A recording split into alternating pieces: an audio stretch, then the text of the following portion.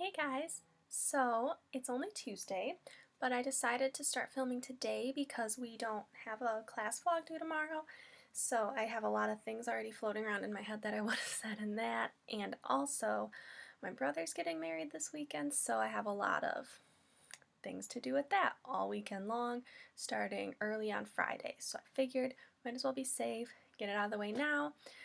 But from Tuesday's point of view, the week has already been pretty good. This might sound weird, I think class is way too short because yesterday I left, and every other class I've left so far this semester, feeling like I have so much more to say. And so today, in this vlog, I'm really going to take advantage of some of those things that I wanted to say in class yesterday that we just didn't have time to get to. And that's a big reason of that is because we don't have discussion tomorrow, which is kind of a bummer.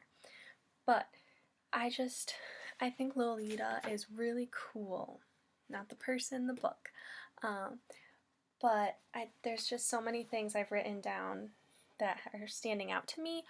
And it's things that I'm not going to point to in specific passages because it's something I'm noticing throughout.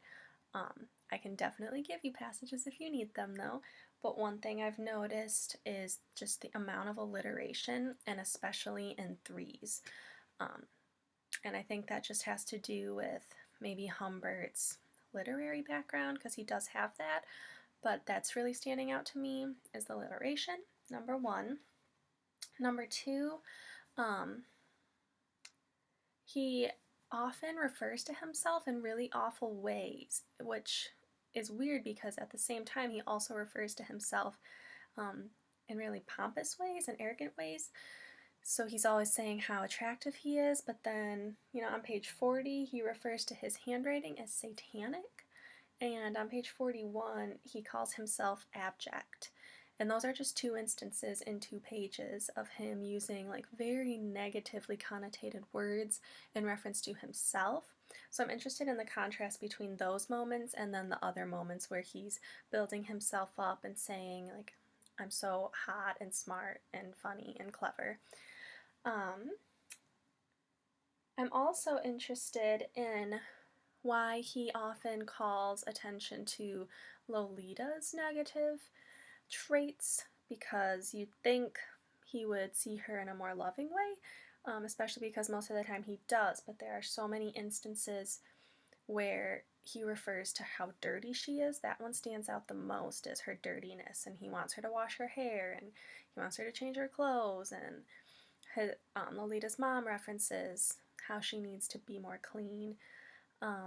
So that's one thing, and another thing is just his descriptions of her behavior and how rude she is sometimes and how badly behaved she is, and it sounds like she's just not even a really great person. So I know he only likes her for being a nymphette, but it's just peculiar to me that she does have all of these negative characteristics, and yet he still pursues her in the way that he does. And then I guess, because I'm already getting close to time, the last thing I'm going to bring up, second to last thing I'm going to bring up, is just there have been so many moments while reading this that I stop and just think about how beautiful what I just read was. And one of those, or how clever, just awesome. But one of those is right after he does the whole class list thing on page 51 and 52. And at first you're like, that's really weird. Why would you include a whole class list?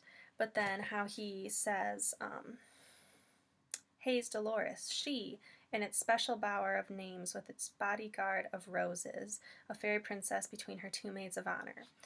And I just think that's so clever, because then you go back up and look, and her name is in between Mary Rose and Rosaline. And that's something that I don't know if I picked up on that years ago when I read it, but it really stood out to me in this reading. And then on the next page, when he's talking about Dolores Hayes, and then he says, my dolorous and hazy darling, because both of those adjectives are playing off of her first and last name. And it's just like those little tricks like that that are really standing out to me and I think are really cool. So yeah, I could go on, but I'm not going to. And last part of This week's vlog is my research progress.